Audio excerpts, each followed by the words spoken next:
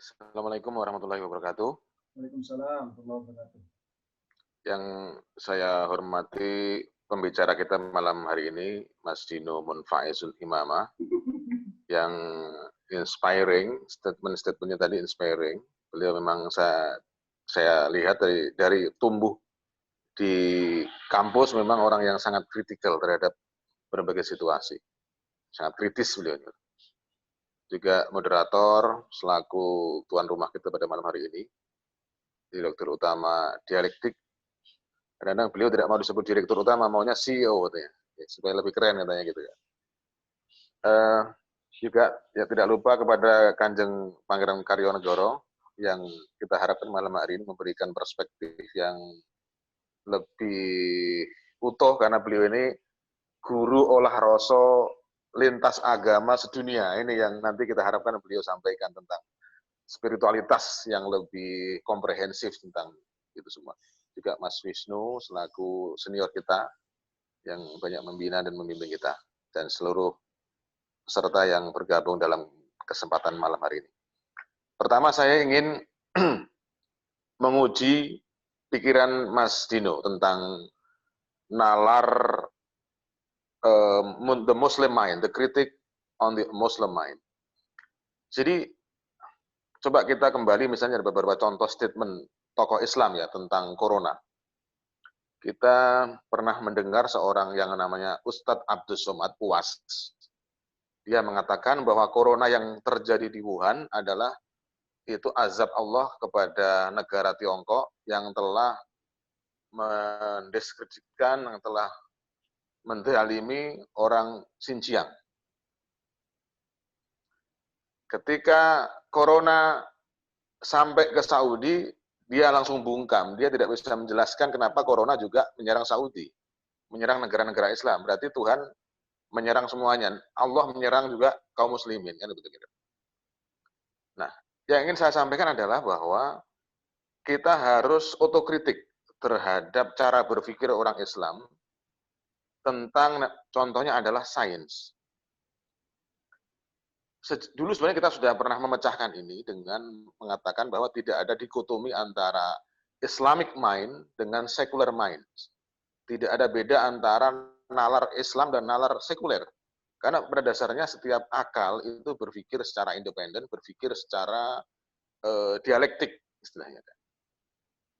Nah, justru kita sendiri yang membatasi, wah ini adalah akal Islam, ini adalah akal non-Islam. Padahal akal itu bersifat universal. Nah, dasar dari akal inilah yang kemudian membentuk cara berpikir, membentuk sikap kritis umat Islam, dan sekaligus membentuk world view tentang dunia. Nah, saya lihat hari ini adalah kegagalan para intelektual muslim di dalam melihat dunia itu sendiri.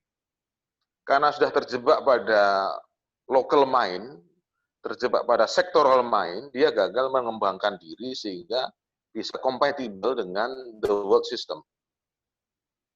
Kita harus akui bahwa peradaban 5 abad ke belakang ini adalah peradaban Judeo-Christian sebenarnya. Kalau kita bilang adalah Judeo-Christian civilization. Di mana dimulai dari zaman itu, pencerahan dan kekalahan pikiran Islam yang terjebak pada nalar fikih sebenarnya. Fikih mendominasi pikiran Islam ketimbang nalar filsafat atau nalar filosofis. Nalar Averroism, Ibnu Rusdi dikalahkan dengan nalar Ghazalian misalnya. Ghazalian yang disalahpahami oleh kaum muslim. Nah, contohnya adalah saat ini kita melihat orang Islam mengatakan bahwa semua kemajuan dunia itu sudah disebutkan di dalam Al-Quran misalnya. Salah satu bentuk eskapisme orang Islam adalah dia mengatakan bahwa seluruh apa yang berkembang di dunia sudah ada di dalam Al-Quran.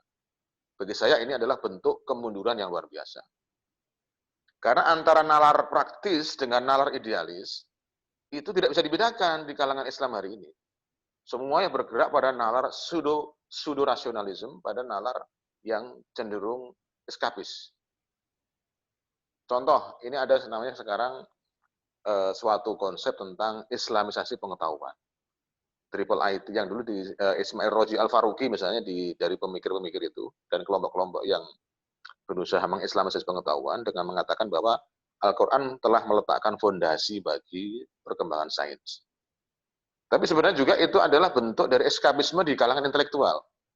Karena ketika kita berbicara tentang invensi, penemuan-penemuan, bicara tentang bagaimana menerapkan nalar Islam yang disebut tanda kutip nalar Islam ke dalam nalar operasional, itu kita jelas jauh ketinggalan. Nah, apa yang harus kita lakukan? Sebenarnya kan di dalam konteks perkembangan nalar, kita dulu bicara namanya Averroisme. Kita bicara bagaimana transisi pikiran antara dari Yunani ke Islam, Islam ke Yudeo-Kristian tadi. Sebenarnya itu adalah nalar yang saling meminjamkan, nalar yang saling melengkapi. Jadi tidak ada suatu dikotomi antara nalar Islam dengan nalar Kristen atau nalar Yahudi misalnya. Justru kalau kita lihat beberapa perkembangan, para dokter terbaik Yahudi dan Kristen berasal dari didikan Avicenna. Dan sebenarnya Avicenna juga mempelajari ilmu kedokteran dari Persia kuno, dari Mesir kuno, dari Yunani kuno. Jadi satu selalu ada namanya konsep saling melengkapi antar generasi dan antar sejarah. Nah, jadi kalau sekarang kita bicara apa yang akan terjadi di pasca corona terhadap Islam, saya tidak bisa berpikir lebih jauh lagi sebelum kita berhasil mempertemukan antara nalar Islam yang disebut nalar Islam dengan nalar yang dengan sistem yang mendominasi dunia hari ini. Karena kita belum bisa mengintegrasikan diri di dalam perkembangan-perkembangan yang memberikan dampak positif terhadap berbagai penemuan terhadap perkembangan dunia. Contoh, kalau kita bicara tentang kemajuan Tiongkok. Tiongkok faktanya adalah negara dengan pertumbuhan engineer yang paling besar di dunia. Karena Tiongkok memberikan satu pemahaman bahwa kita harus mengirim kader-kader baik luar negeri untuk mendapatkan pengetahuan di berbagai bidang ke seluruh dunia. Maka Tiongkok memproduksi dan memanen banyak sekali engineer setiap tahun dan kemudian berdampak pada kemajuan Tiongkok di dalam dunia industri dan perdagangan misalnya. Nah, pertanyaannya adalah berapa banyak engineer yang di-create oleh negara-negara Islam di Timur Tengah, di Teluk, yang memiliki keunggulan secara finansial, memiliki efek dari panen minyak di Timur Tengah misalnya. Berapa banyak Timur Tengah yang katakanlah Muslim itu mengintroduce perkembangan teknologi di kalangan Afrika yang Muslim misalnya. Berapa banyak mereka investasi di kalangan itu semua. Ternyata setelah kita lihat sangat minim. Jadi tidak ada dampak dari kemajuan kekayaan di bidang keuangan di kalangan dunia Islam terhadap pertumbuhan saintisme di kalangan Muslim sendiri. Jadi karena itu tadi antara Islamic mind dengan secular mind terlalu dibedakan dengan jelas, sehingga kemudian di dalam negara-negara Arab sendiri terjadi keminderan, terjadi nalar keminder yang kompleks terhadap perkembangan dunia hari ini.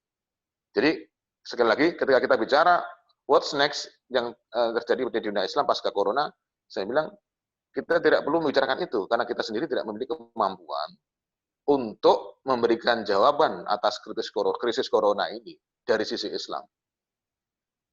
Nah, yang bisa kita lakukan hari ini adalah menurut saya bagaimana kita berkolaborasi ya.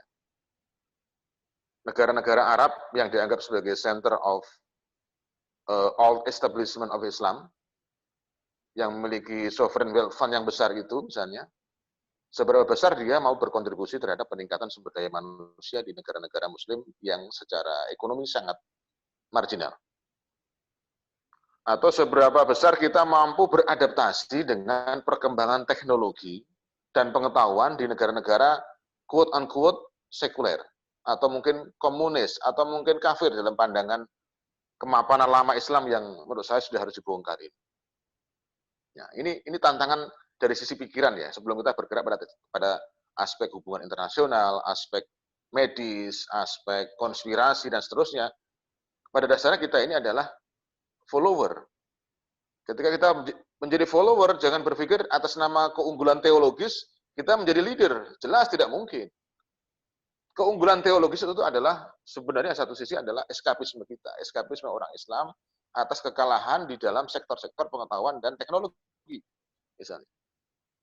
Karena itu saya berharap Kanjeng Pangeran Karyo juga bisa melihat dari beberapa pengalaman beliau ke negara-negara di Eropa bagaimana sebenarnya keunggulan pikiran itu bisa juga berarti kita harus saling mendengar, saling belajar, dan saling berkolaborasi di masa depan dan masa hari ini. Mungkin itu sebagai tanggapan awal ya, nanti bisa kita lanjutkan. Terima kasih atas kesempatannya Pak Direktur Utama Dialektik. Semoga Dialektik makin banyak followernya dan semakin bisa memberikan pengaruh-pengaruh yang berdaya positif terhadap perkembangan di komunitas yang sedang digeluti maupun di komunitas secara umum. Terima kasih. Assalamualaikum warahmatullahi wabarakatuh.